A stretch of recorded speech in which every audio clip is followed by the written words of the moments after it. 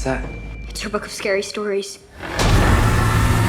Scary Stories to Tell in the Dark is directed by Andre Øvredal and is a quasi-adaptation of a trilogy of books by the same name. The movie is an amalgamation of a handful of stories told through the expansion of one story that contains and connects the others.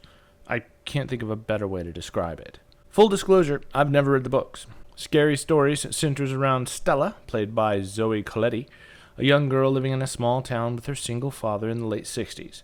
Stella and a handful of friends find a book that has a fairly intricate backstory that I won't get into here, and soon discovers the hard way that the book is, for lack of a better word, haunted.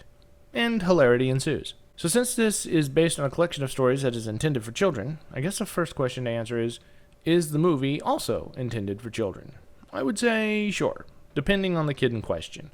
Despite its PG-13 rating, I'm pretty sure my 9 and 11-year-old could handle this movie, and there were kids around that age at the showing I attended. That said, I know other kids in the same age bracket that would be scarred for life by this movie, so use your best judgment. It's your job as a parent to know your kids, you figure it out. That said, there's really nothing super gory. I don't remember any language, though people have wildly differing opinions as to what appropriate language might be.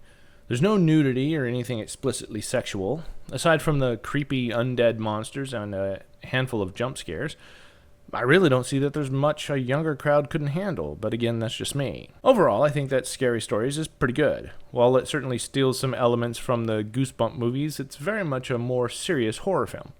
And while the creature effects are fantastic, what makes Scary Stories work is the tension. Clearly, great care was taken to make the monsters as authentic and faithful to the source material as possible, and once the story gets going, it's a pretty good one. But what keeps this movie interesting is the sheer amount of tension between this sort of murder mystery, backstory dialogue, and the monster murder payoff.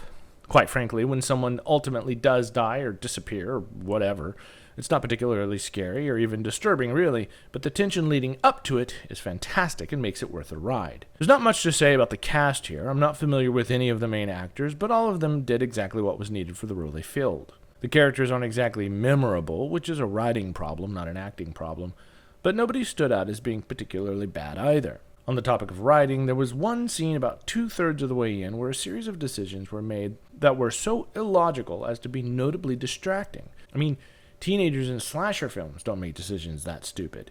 It was very much like a, we don't know how to make the scene we have in our minds work, so we'll just have the character do this moment.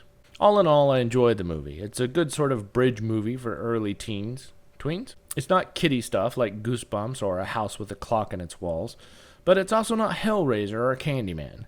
I'm going to give it a 3.5 out of 5 stars. It probably won't make it to a streaming service by this Halloween, so we'll probably make it a Halloween watch for next year. By then my kids will be 10 and 12, so they should be ready for it. And that's my opinion on Scary Stories to Tell in the Dark. Thanks for tagging along, and I'll see you back here next week for another one.